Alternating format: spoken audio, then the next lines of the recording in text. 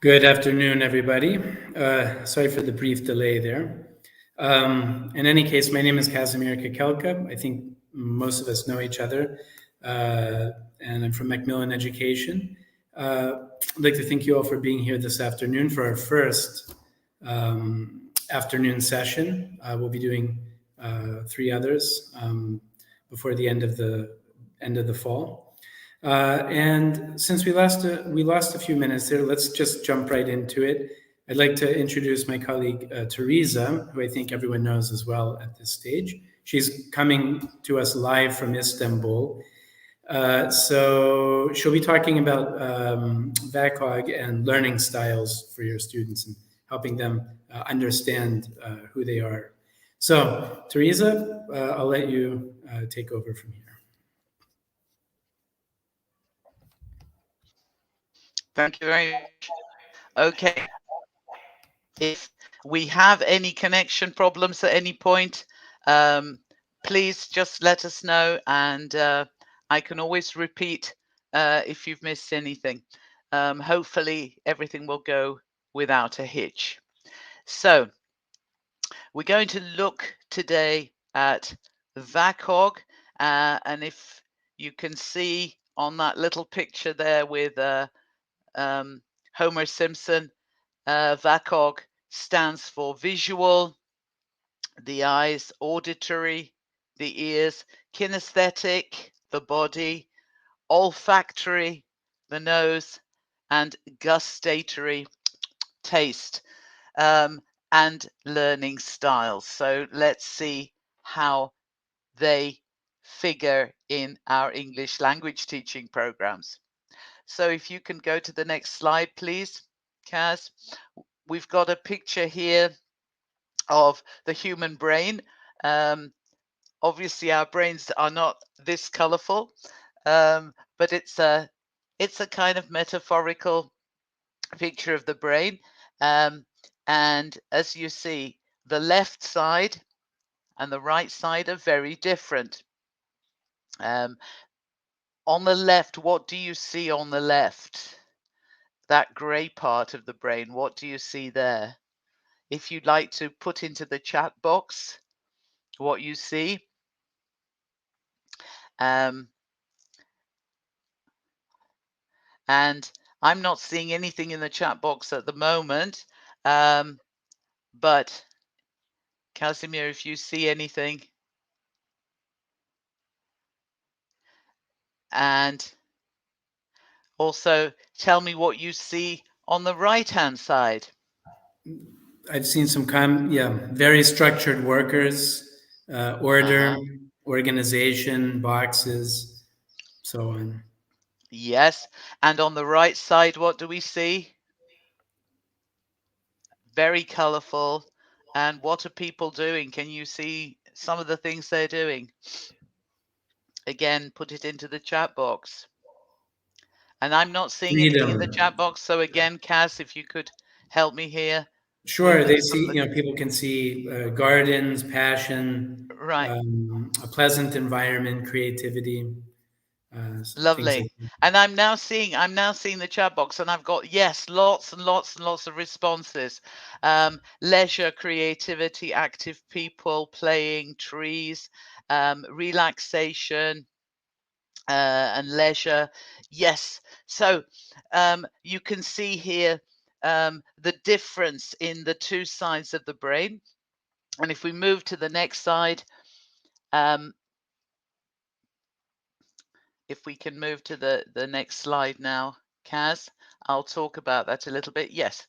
So we're going to do a little test, first of all. Now, for this little test, if you have a piece of paper and a pencil or a pen, it would be really nice if you could note down your answers so that you can then find out a little bit more about yourself. It's a left-right brain test to see which way we are inclined. So if you have a piece of paper and a pencil, if you could note down the answers, to these 8 questions very quickly. The first question is, when you were at school, did you prefer A, art subjects, humanities, so languages, art, music, etc., or did you prefer B, science subjects, A or B? If you just write down A or B. The next question is, do you prefer sports which are A, team games, or B, that you do alone? Again, A or B. For the third question, do you remember your dreams vividly? A, often, B, seldom or never. Number 4, when talking, do you use A, many gestures, or B, very few gestures? Number 5, clasp your hands together and notice if your right thumb is on the top of the left thumb, if it's on top, A, if it's under the left thumb, B. Okay, number 6, without looking at your watch, try to guess the right time. Okay, now A, you'll have to now look at the time. If you were wrong by more than 10 minutes, that's A. If you were right within 10 minutes, that's B.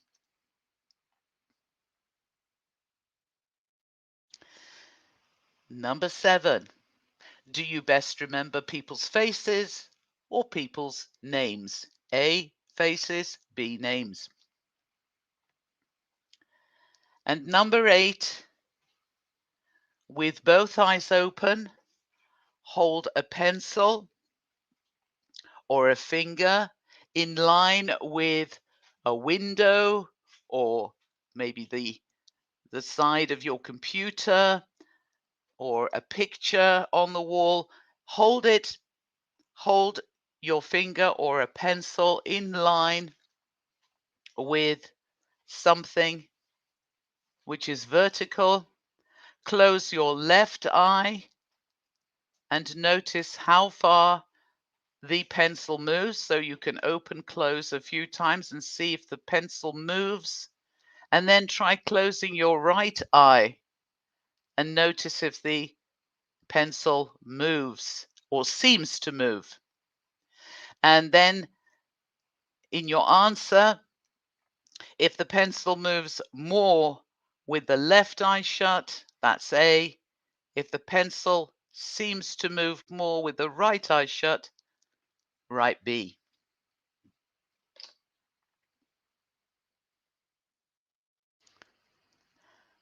If it's just the same, then it could be A, B. All right. So if we move to the next slide now very quickly, Casimir. And meanwhile, if you count up all the A's that you have written and count up all the B's that you have written, Silvana has written she has 8 A's. I think someone earlier on wrote they have 8 B's. Maria Rosa wrote she has 8 B's. So count up how many A's you have, count up how many B's you have, and you'll see here on the screen that if you've got more A's than B's, this shows you how you tend to use the right side of your brain more. If you have more B's, that means you tend to use the left side of your brain more. So yes, we've got people with 5 A's and 3 B's. So if you've got 6 A's, 2 B's, you're using more of your right brain than your left brain. Some people like Antonella, 4-4, that's a balance there. two uncertain answers. Yes, maybe you're using both sides equally. So obviously, it's not a problem. It just shows you, in some cases, we have one side of the brain dominant. So the left side, we're going to see what this means, what you're using more, and the right side also shows what we're using more. If we can move to the next slide now, Kaz, we'll see what this means a little bit. Okay, so the right side here, which you're seeing, this is where the centers are for, on the right side of the brain, the centers for touch. When we touch something, it registers in the right side of our brain. Taste, sight, smell, and hearing. So the five senses are housed more on the right side of the brain. Also, subjectivity, creativity tend to be more on the right side of the brain. We tend to see things as a whole, the big picture, more with the right side of the brain, and intuition as well, and imagination, as well as judging distances, dimension, interpreting shapes. This kind of, a lot of this takes place on the right side of our brain. So creativity, imagination, intuition, the five senses, subjectivity, emotions are there as well. And you'll also notice underneath the little man who's singing, the symbol for music, for hearing sounds. You'll notice underneath it also says that this side of the brain is where the long-term memory is housed. So we often remember sounds, we remember smells, we remember things we've seen, things we've created. That helps us with our long-term memory. So some of us use more of that, hence gestures, imagination, creativity, etc. Okay, now if you click again, Kaz, we'll start to see what the left brain houses. You'll see this side of the brain deals with logic. It's more rational. It thinks more linearly. So people who make lists, to-do lists, for example, tend to be using the left side of the brain, where they're trying to organize things into linear lists. They classify, classification goes on there, categorization, analyzing things, mathematical, all kinds of mathematical operations happen here on the left. Consciousness, being conscious of what's happening to you and all around you, being aware and alert, using language correctly. So if you're a language learner or a language teacher, or if you're just a speaker of another language, some of us will use the right side of the brain and just say anything and say ciao, buongiorno, and they don't care if they're making mistakes or not, which is my type of language learner. I'm like that. But other people will focus very carefully on the details and make sure that they're not making any mistakes. So that's the left side, monitoring the details of what they're seeing, what they're saying. They focus on individual parts, so very, very careful, very analytic. And the question is, well, is the question which side is better? No. We need both sides of the brain, as you can see. And if you're balanced between those two, this is a wonderful mixture. Some of us may have grown up in a home where both of our parents are very analytical, very systematic, very organized. So we may have been brought up in a home where we are more left-brained dominant than right brain. Some of our students may have had teachers who are very organized, very left-brained, and they need to get used to the more right-brained approaches, which sometimes we bring into English language teaching, where we ask students to think creatively, write creatively, use their imagination, perhaps do activities which involve the different senses. So the idea, hopefully, is that if any of our students, or if we are particularly left brain dominant or particularly right brain dominant, that we try to develop a bit more of the side that is less dominant, because ideally we need both in order to learn and in order to remember. Because as you see on the left side of the brain, where we might be writing a word over and over and over again, trying to memorize it, that goes into the short-term memory. So we need the right side of the brain to help us remember what we have learned as well, because that's where the long-term memory is. Yeah. Laura says, why do I identify more with the left side characteristics rather than the right side, although I got 3 Bs only? Yeah, perhaps that's what you like, that's what you prefer, that's what you think is more important, that's a belief system. But the way that your brain works is perhaps, both sides. Sometimes these little tests are going to give us surprises. I've got another little test coming up in a minute for which of your senses is more dominant, and that may sometimes surprise us as well. But this can all develop. It doesn't mean that we are this way or that way. We can always change, and it does change from time to time. Okay, let's move to the next slide. Yes, here's a little test, another little test. So it's an IKEA test.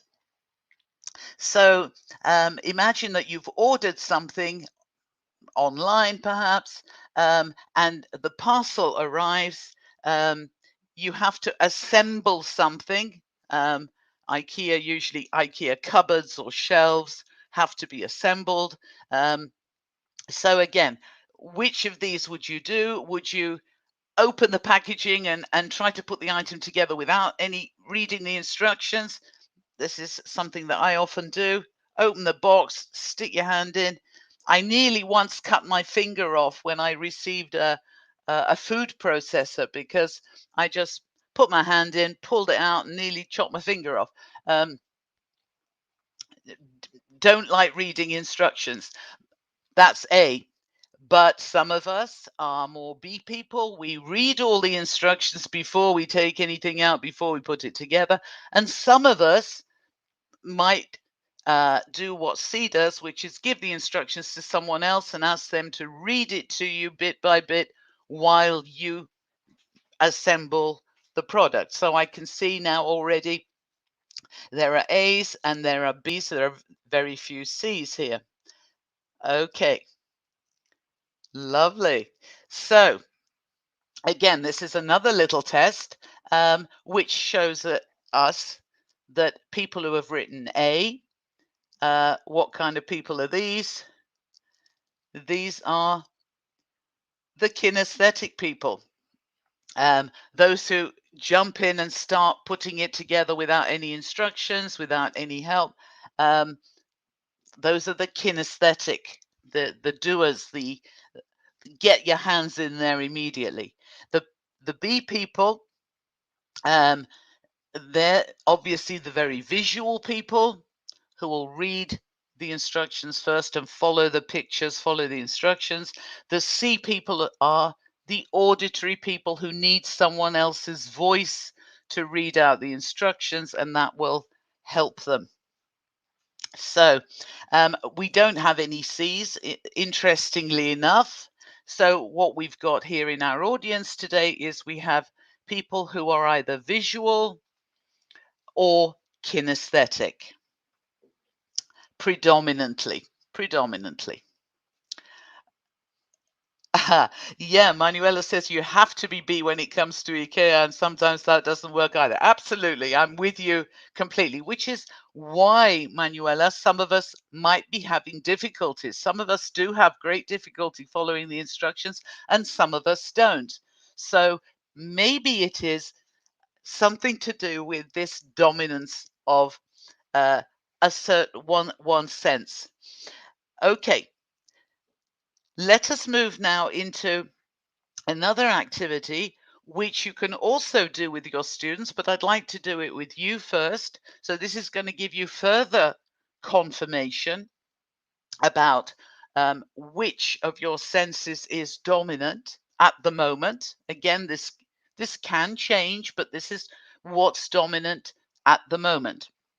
And this is where sometimes we might come up with some surprises. So again, if you have a piece of paper and a pencil, this will help you to keep a note.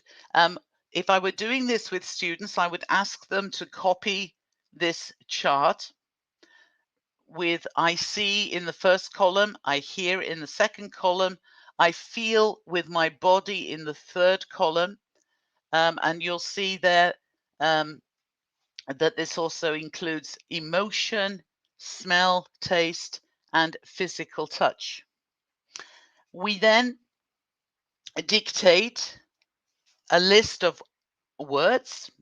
Now, I've got a list of words which I've taken from one of the units in Gateway to Success, but the importance of the words, there isn't any importance here. They can be random words.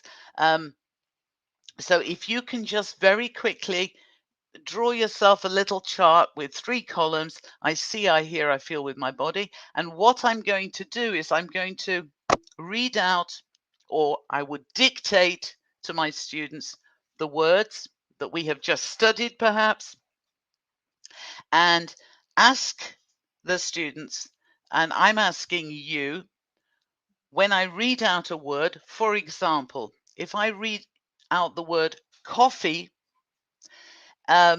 if your first reaction is to see coffee, a mug of coffee, a jug of coffee, a cafetiere with coffee, just write the word in the C column or put a tick. Just put a tick in the C column, the first column.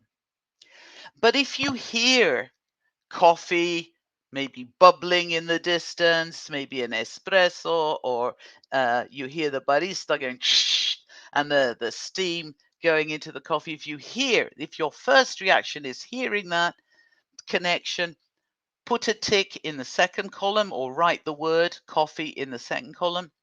And if you can taste the coffee, if you can smell the coffee, if those are your first reactions, or if you can feel yourself holding your mug of coffee, or feel the warmth of the coffee, then you put a tick in the third column or write the word in the third column. Okay, so already some people have been telling me they can smell it. Some people can hear it, you see. And some people can see it. So there's going to be a wide variety. Okay, so let's do a few more. Council on the next slide.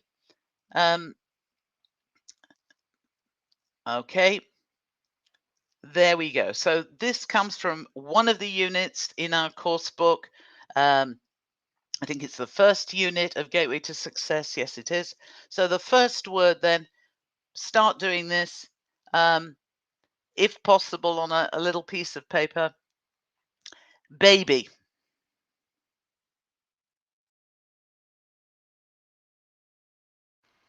Marriage. And if it's two, Maria Rosaria, for example, has said smell and taste. Yes, it can be two. Immediately come together. Then put 2 ticks in each column. If it's all 3 at the same time, put 3 ticks in the 3 columns. Okay, marriage.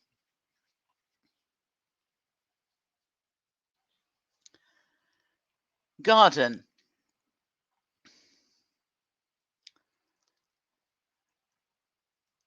Argument.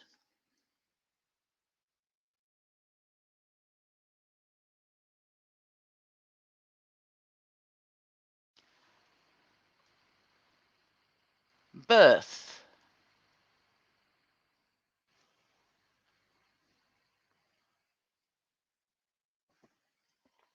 Teenager.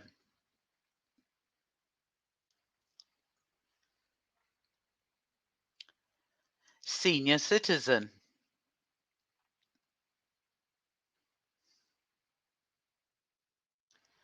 Angry.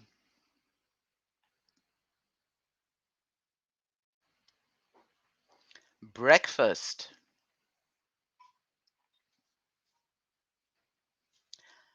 Smartphone.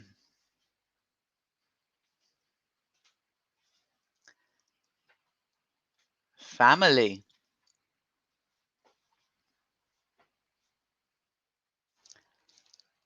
Homework.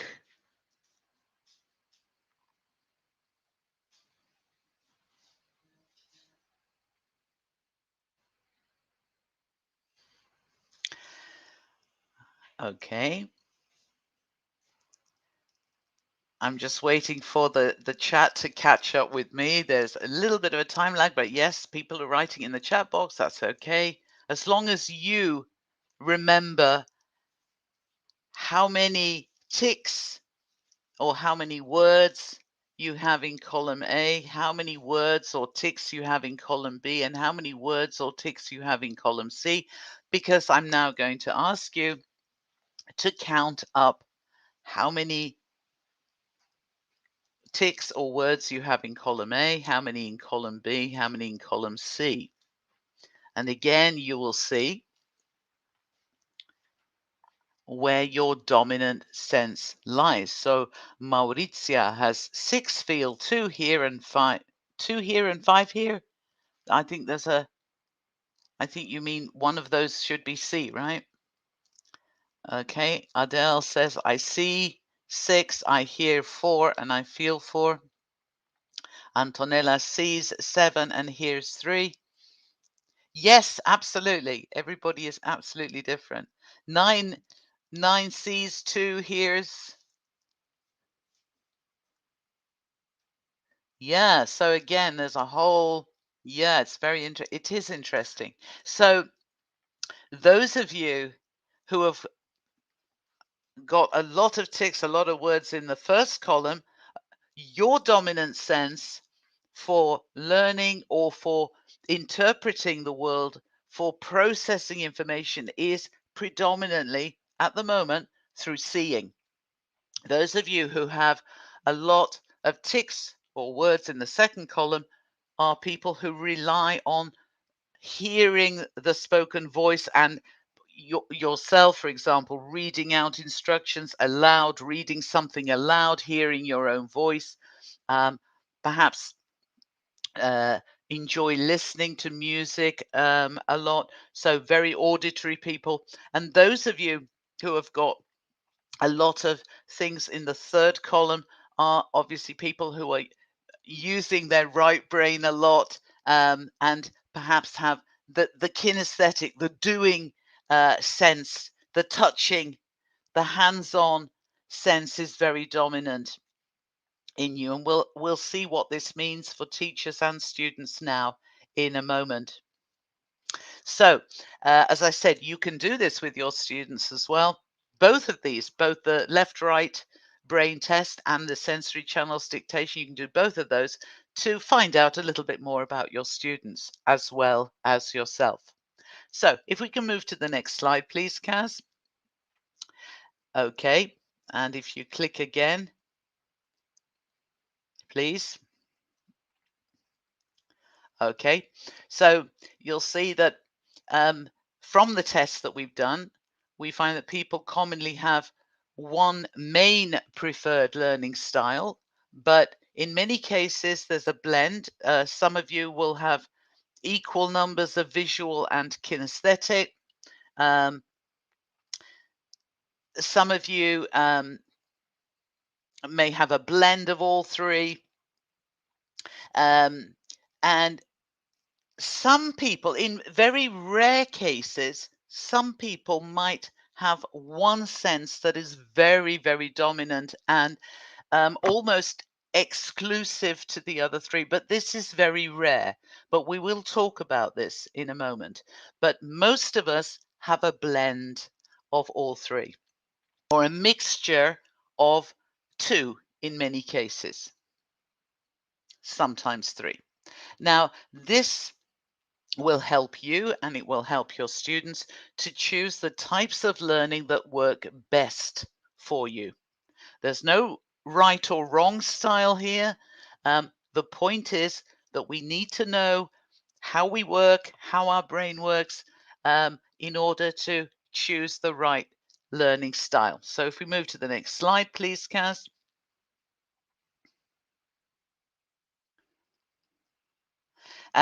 What's interesting here, and I think in many of the numbers that you've been putting up in the chat box, this seems to be playing out in exactly the same way as this chart that you see here.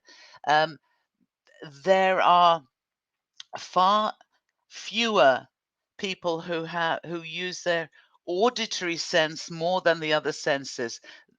35% of the population, 35% came out as visual when this test was done in certain studies. 40% came out as kinesthetic, so needed to hands-on, needed to touch, needed to hold, needed to engage physically, and only 25% came out as auditory. And when we think of ourselves, when we think of how we teach, what does a teacher do more than anything else? Which of those three senses does a teacher use most when teaching? I know it's true in my case. We talk, we speak, and we ask students to listen. And we're always shouting at them, "You're not listening. Listen to me." And yet, this is the sense that perhaps is the least dominant in the population at large. Yes, we do talk a lot, perhaps too much. I read a study the other day that teachers talk between 80 and 85% of the time during a lesson, according to Hattie's studies. And you'll see that in your handout. Yeah, and we need to rethink how we're doing things.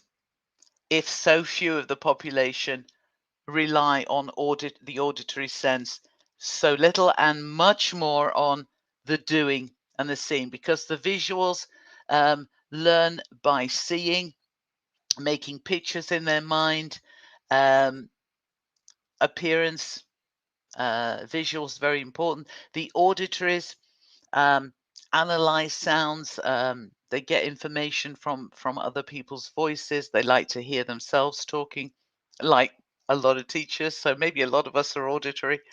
And the kinesthetics feel the world. They act on what they feel. They get more information from touch, from emotions, from gut instincts, that intuition that we saw in the right side of the brain. And hunches, feelings. I have a feeling that something is going to happen. So, and they love to touch people and things. So if we move on now, let's have a look at what this means for a teacher. It means we need to know what we are, and I think these tests have helped you to understand, whether you're more left brain dominant, more right brain dominant, which of your senses you use the most, because that may be the way that we are planning our teaching. If we are more auditory, if we like to hear the sound of our own voice, if we feel that we need to be telling students things, then we might be doing a lot more of that, and we might be ignoring the visual and the kinesthetic students in our classes. If we are kinesthetic ourselves, perhaps we are forcing students to do activities which they are not so comfortable with. We'll have a look at in a moment about what problems sometimes occur in class, because maybe we are just following our own preferred learning style, and students who have got a different learning style might be having problems in class. So let's move on to the next slide. So we have our visual learners there and visual teachers who might use a lot of graphs, a lot of pictures. I hope you're seeing the full screen at the moment. I'm not, so my eyes are not good enough now to see all the little details here in the boxes, but you can have a look at that as I'm speaking. They'll use visuals, they use pictures, underlining, highlighting, graphs, charts, PowerPoint presentations, etc. Okay, if we move to the next slide. So auditory. Okay, so visual learners. Yes, so they benefit from pictures, diagrams, demonstrations, displays, things up on the wall, handouts, films during classes, flip charts, and activities with flip charts. And you can notice in the way that they speak as well, they will use visual vocabulary. They'll say, show me how that works. Let's have a look at this in more detail. They'll actually use visual vocabulary, which is also very interesting. And they need to read instructions on the board or on the handout, on the worksheet. They need written instructions constantly, and sometimes they also know what to do better when they watch someone else demonstrating it first. They also like to make lists of things that they learn, things that they're going to do, and they follow written directions, written instructions much better. Okay, moving to the next slide. Auditory learners benefit a lot from listening to the teacher, so don't stop talking altogether. There will be learners who do benefit from hearing you talking about things, from listening to dialogues, from discussions, debates, listening to songs and things. A lot of learners do enjoy songs, and so, and then there may be teachers as well who use music in the background while students are learning, and that auditory side can only help. But as long as that's not the only thing we do, we must remember that there are two other types of learners in our classes as well. Okay, if we move on to the next slide, I think it'll tell us more about auditory learners. So they learn through the spoken word. They learn through speaking activities. They remember sounds, noises. So if you do an activity like guess what this noise is, or if you get them to create a story from different noises, they will love that. They will really enjoy that. And they also use a different kind of language. They might say, tell me about blah, blah, blah, or let's talk this over. So they have a very kind of auditory language as well. They like to listen to the instructions which come from an expert or through a microphone, over the telephone. They like to hear instructions, and they like to listen to songs, and they will remember all the words in a song that they hear. Like our kids very often will remember the words of a song just from the first or second time they hear it. I never can. I can never remember words to songs unless I've sung it over and over and over again, and then it becomes an auditory memory in my right side of my brain. Okay, moving on. The kinesthetic learner. So these guys, and I'm sure we have quite a lot of them in our classes, they need examples. They need to get in there. They need to do the dialogue. They need to mime the dialogue. They need to do a project. They need to learn by trial and error. They need to make things and make things happen. They also like to see previous exam papers, and they're often the type of learners who will volunteer to do a role play or demonstrate an activity or play a game in groups because they like to be doing something, and they don't very often worry if they're making mistakes or not. They will just get in there, throw themselves in, and enjoy the activity because they're kinesthetic. So it's emotion as well as doing and touching and feeling. If we move on. Yeah. So touching, feeling, holding, doing, practical hands-on experiences. And again, their language, they might say things like, let me try. Or they'll say, how do you feel? They're the ones who often will express themselves. How do you feel when you're doing this? How do you feel about the activity we've just done? So it can be teachers or students who use this language. And they're the ones who learn as they go. They like experimenting. They like risk. And they like hands-on. And they never look at the instructions first. Okay, moving on. And this is just a little extra. You can also tell when you are watching your students, when you're doing that little dictation that we did, I see, I hear, I feel, watch your students as you dictate those words. Because if their eyes go upwards, they're probably predominantly visual. If their eyes move from side to side, they're probably predominantly auditory. And if their eyes go down, they are probably trying to, or they're remembering or trying to remember how they felt about something, or trying to see themselves doing something. So they're the kinesthetic people. So and then left, whether the eyes move to the left or the right, whether they're up to the side or looking down, whether it's left or right. This is a detail, means where they actually remember something, or they're constructing, they're making something up. So you can actually tell if they're lying about their homework, because they will look up, for example, and look to the left.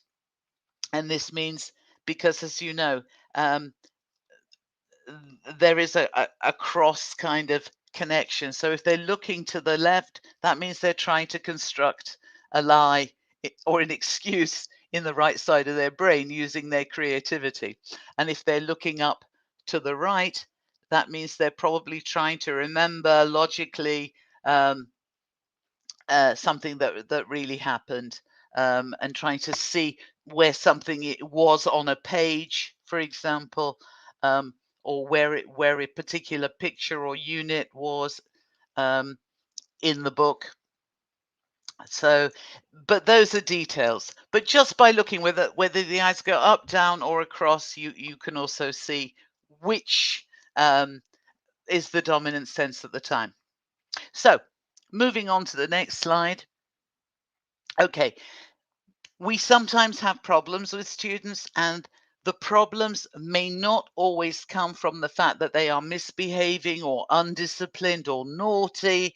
And we're always saying, yeah, what a troublesome student, what a problematic student. But it's worth remembering that some of these problems may occur because we're not addressing their particular learning style. So here's again a couple of examples of problematic behaviors which may come from that. So again, if you've got a piece of paper and a pencil, you can note down which students you think are having most problems with these things. So who do you think has problems with following oral instructions? Is it the visual students? Is it the auditory students? Is it the kinesthetic students? Or it might be more than one. The next question, or the next, no, not yet, not the next slide yet. Yeah. Who needs to write everything down? I don't know about you, but I've often said to students, don't write everything I say down. Don't write everything on the board down. Don't copy everything off the board. Sometimes we don't want them to copy and we say, don't write everything down. But they do. They write everything down. So who is that? And then there are the students who are constantly messing around with their hair and playing with their pens and there are the younger students, maybe even the teenagers, are touching each other and doing something. Who are those? And there are some students who have great difficulties. Who are the ones who have greatest difficulties with understanding listening texts or instructions? You read the instructions, you play a listening text, and they say, I didn't understand anything. Who are those people? Who are the people who are talking nonstop to their friends? These might not be discipline problems. These might be, again, to do with learning styles. Who are the ones who always want to play games? You might have students who are always tapping their fingers on the desk, tapping out tunes on the desk with their fingers, having their own little concert in their head with their fingers. Who are those people? Who are the ones who are always putting their hands up even before you've asked the question? We always have some of those, don't we? Okay, I'm going to ask you a question. The hand up. Who are the people who doodle, draw little pictures in their exercise books during lessons or during lectures or debates or whatever it is? Who are the people who are always getting up and walking around any excuse? I've got to put a piece of paper in the waste paper bin. I've got to borrow a pencil from my friend. I've got to, they're up there and they're walking around. Happens more with younger children, of course. And who are the people who have problems with writing? And who are the people who need to listen to music while they study? And their parents are often saying, switch that music off. You're not concentrating on your homework. And they said, but I can't work without music. All of these, as we call discipline problems, classroom management, behavioral problems, might be connected to learning styles. Okay, Paula too. Yes, we adults too. Paula says she needs to listen to music while studying. Very low for some of my students. Brilliant, Paula. Brilliant that you're aware of this and that you're using this. Bravo, bravo. So, little bit of music in the background, very quietly during tests or during tasks. Absolutely. Now, Paula is obviously thinking about those students who need that as well. Well done. Okay, so moving on to the next slide now, we can see you can check your answers on the next slide. There we go. Yeah, Adele says she needs to make maps. That's very visual, isn't it? People who need to, write up a to-do list and have it on a big board or a lesson. Sometimes we are asked to write the lesson, the steps of the lesson up on the board. That's for the visual students to know where they are, what they're doing, how the lesson is progressing. So you can just check your answers there.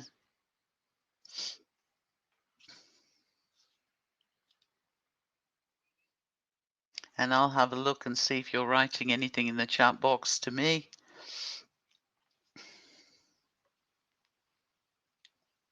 So if you've got certain students doing undesirable things in your class, it might be a little sign, a little nudge for you that maybe you could be including another learning style into your classes. Now we need to move on. We started a little bit late, so we've got about 7 or 8 minutes to go. So let's move into the next slide very quickly and just run through. Okay, let's not go. All of this you will have in your handout.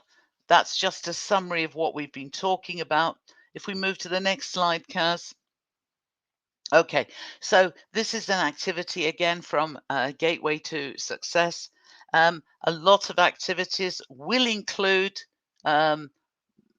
one or two learning styles. Now, if you look at a dialogue here, they have to listen to the dialogue and then they have to order the pictures.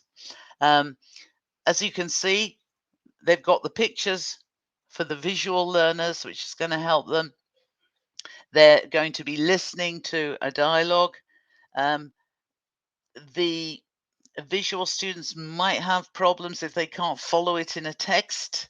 But who's going to need an extra activity? Because there's a lot of looking and there's a lot of listening, and perhaps there's putting pictures in order. But who is going to need a little bit of supplementation in the lesson? Which types of students?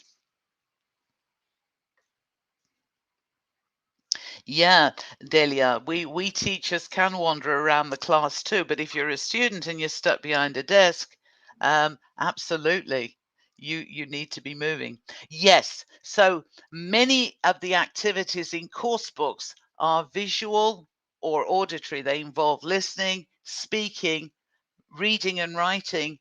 Now, often it's the kinesthetic students who are in the majority of the population who are missing out. So if we move to the next slide, what could we add as an extra activity? Something that I used to use when I was teaching sixth graders, fifth graders.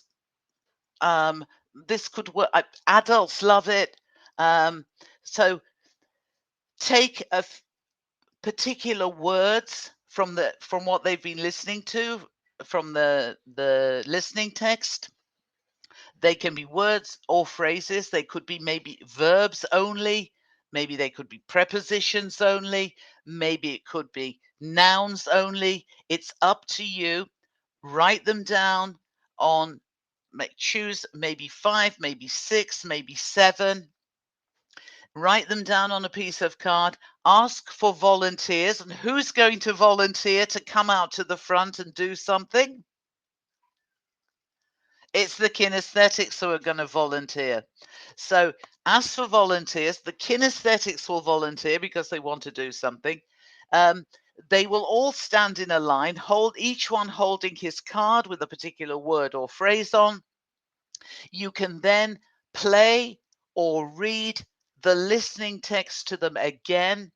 And when each person hears the word they have on their card or the phrase they have on their card, they have to come out of the line, walk across the front of the line, go behind the line, and then come back to their original place.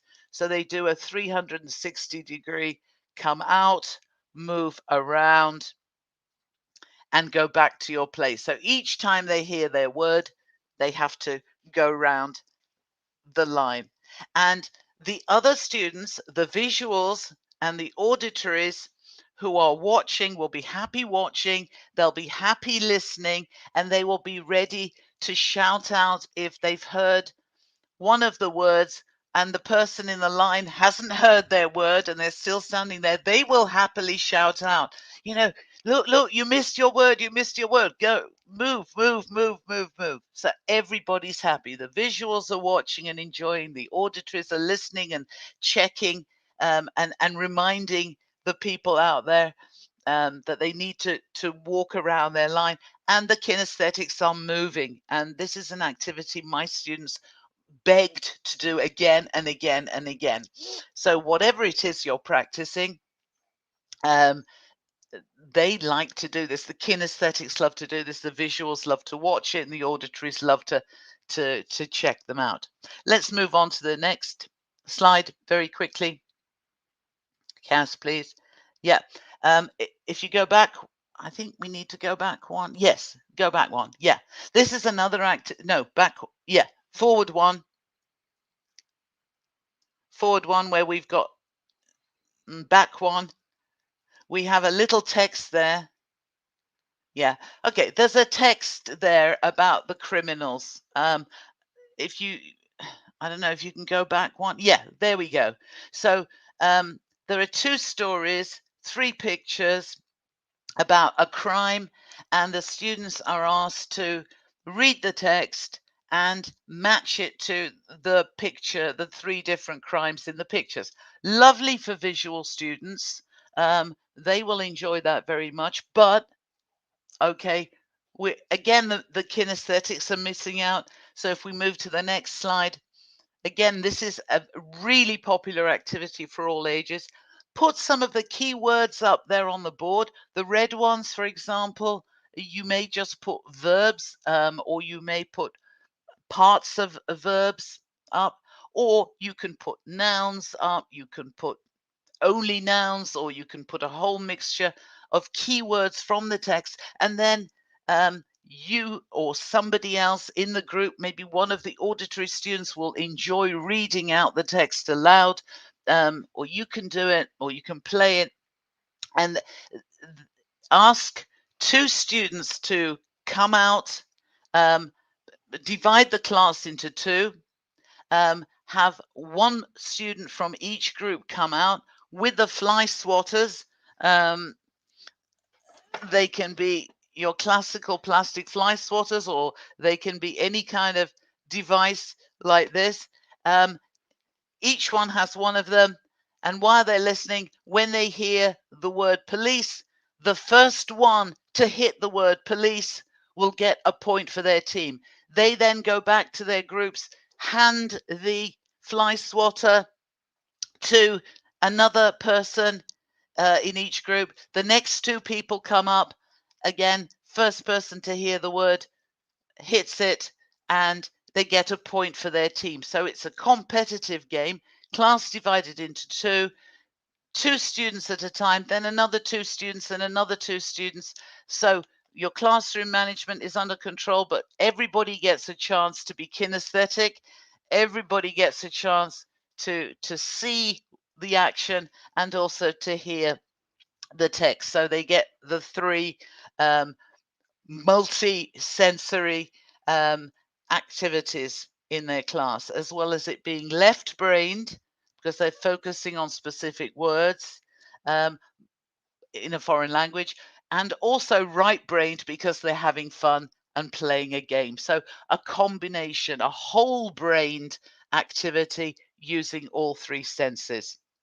So next slide quickly, please. Cass, please, the next one. Yeah. Again, another activity which I found very popular, if you can find some kind of noisemaker, like these little hotel bells, or anything really that makes a noise. Again, divide the class into 2. Nobody has to change places. Nobody has to move around. and give one of these noisemakers to maybe the students at the back of the class, and work your way up, or the one student at the front of the class, and they each have a go. So first of all, get them to, whether it's a true false exercise, whether it's a multiple choice exercise, whether it's a fill in the gap exercise. It can be used for vocabulary, it can be used for grammar. Put it up there, let them look at it, let them think about the answers first, and then the game can begin. It's like a little quiz show on TV. One student in each group will have the bell, the buzzer, and you start reading out. Ryan was always an amazing student before he was 7. And the first person to hit the bell will get a chance to say the answer, and they get a point for their team if they're correct. If they're wrong, we hand over to the other team, who can get a point if they get the answer right. They must wait until you pause. And then when one student has had a go, they pass it to the next student, and then he passes it to the next student, and then he passes it to the next student.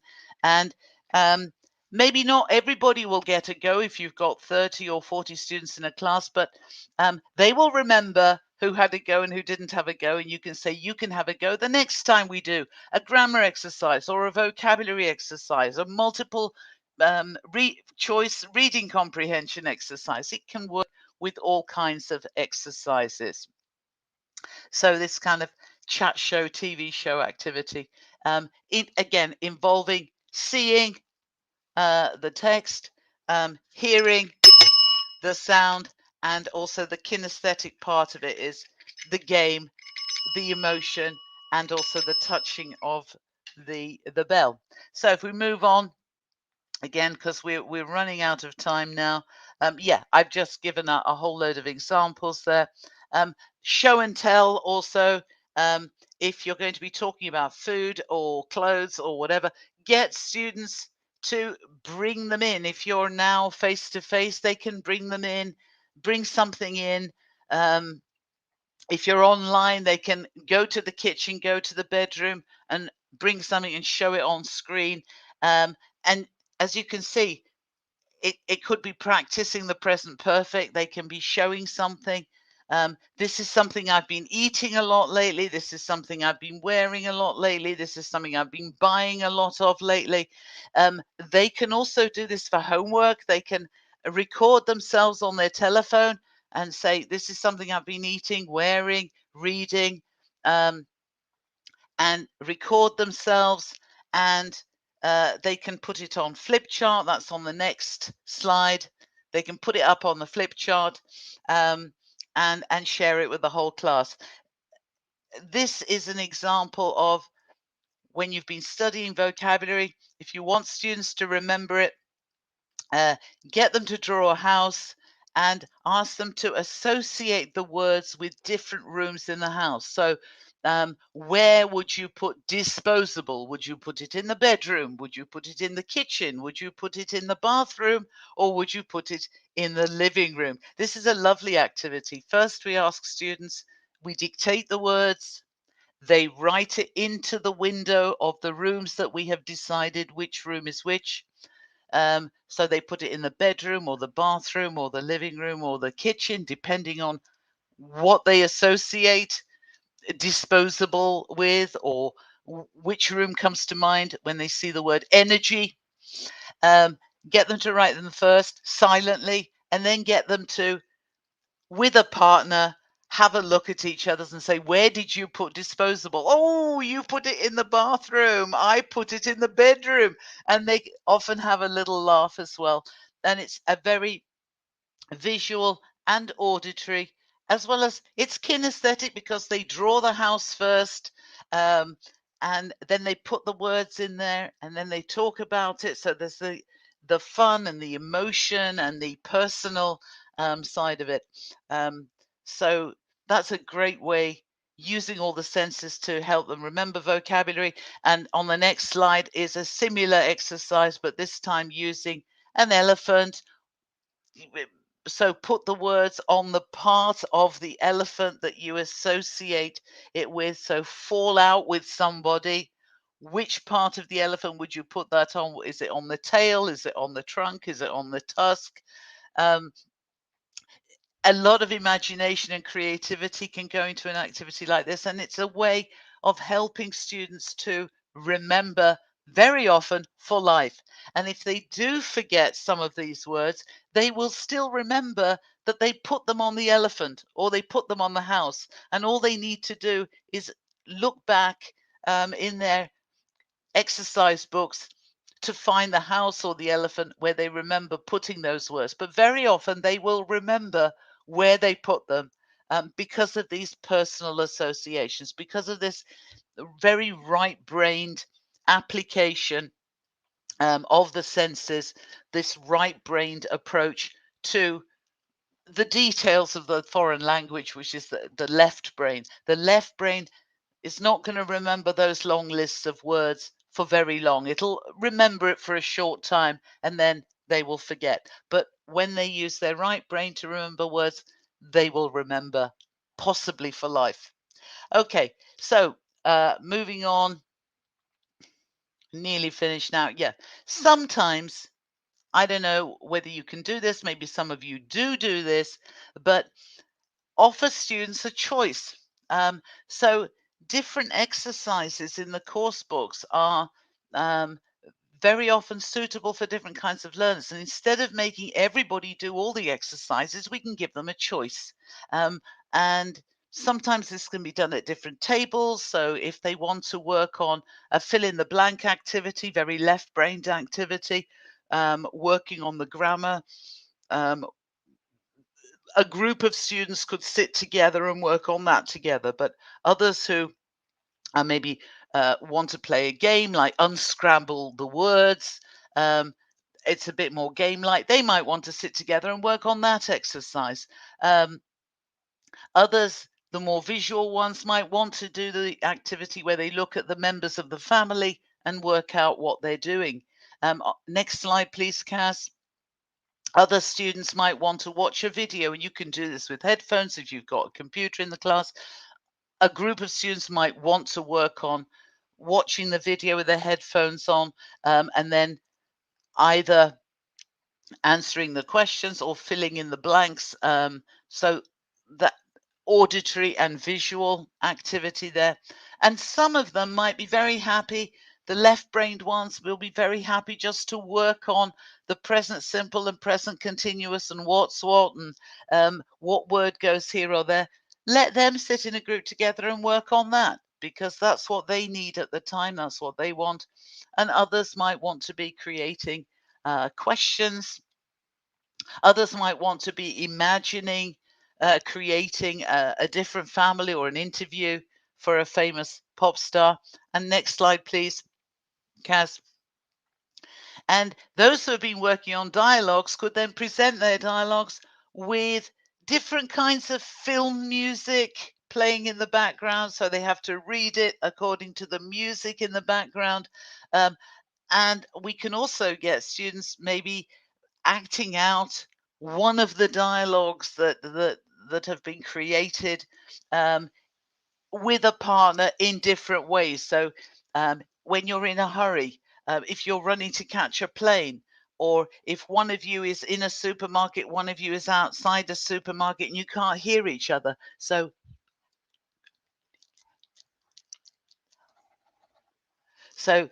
they'll be using a lot of gesture, a lot of body language, saying the dialogue in different ways, sometimes just using gesture. And that way we can get all those learning styles involved at the same time. So I think we've nearly coming to an end. I just wanted to say at the end that some of you may have attended a webinar I did last academic year. Projects are always great. And it's nice if you can extend those little citizenship tasks in Gateway to Success by introducing a bit more involvement, hands-on, If they have to write a leaflet, get them to swap the leaflets and then get them to try out each other's suggestions and maybe video themselves on their phones talking about how they're doing, what they're doing, showing it on the video, talking about how they feel, etc., etc. Projects are great for whole-brained, using all the senses together. So that's it really from me. I've run over time a little bit, but sorry about that. No, it's all good. So thanks, Teresa. Appreciate that. And I'd like to thank everyone who's attended this afternoon. You should be getting the attestato shortly. So Teresa's also got a handout, which we'll be sending around as well. And that's all from our side. Have a great evening, and I'll catch you the next webinar. Thanks, Bye, everybody. everybody. Bye.